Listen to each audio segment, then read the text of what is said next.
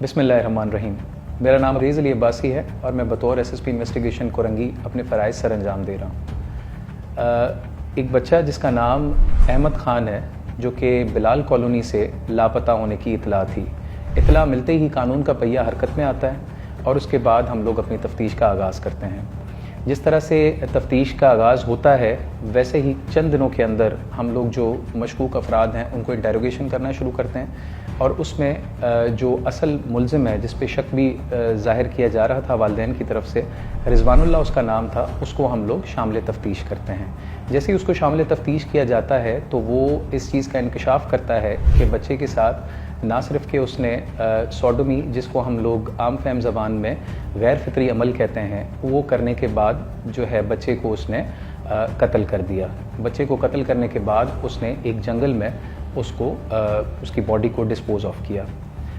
जैसे ही ये इंटेरोगेशन में हमें इतला मिलती है तो हम लोग मुल्ज़िम की पॉइंटेशन पे हम लोग एक कोरंगी का इलाका है देवी जंगल, वहाँ से उस जो बच्चे की लाश है उसकी बाकियात और उसके फुटवेयर्स और उसकी जो बाकी अशिया हैं वो वहाँ से रिकवर करते हैं और रिकवर करने के बाद उसमें सेक्शंस का इजाफ़ा करते हैं, जिसमें कत्ल की सेक्शन भी है, एंटी टेररिज्म एक्ट की भी कुछ दफ़ात का जो है वो इजाफ़ा किया जाता है। उसके बाद से हायर अथॉरिटीज़ के अप्रूवल से हम लोग उसका चालान सबमिट करवाते हैं। चालान सबमिट करने के बाद उसका ट्रायल शुरू होता है। दौरान समाअत जब केस प्रेजेंट हुआ ट्रायल के लिए, तो उस वक्त प्रोसिक्यूशन के साथ मिलके पुलिस ने केस को प्रेजेंट किया और उसके बाद अपने जो तमाम शवाहिद इकट्ठे किए गए थे उनको डिफेंड किया और केस इतना बेहतर तरीके से उन्होंने प्रेजेंट किया कि जिसकी वजह से जो मुल्ज़िम है उसको जो सज़ाएं मिली उनकी फ़हरिस्त कुछ इस तरह से है। 2 दफ़ा सज़ाए मौत,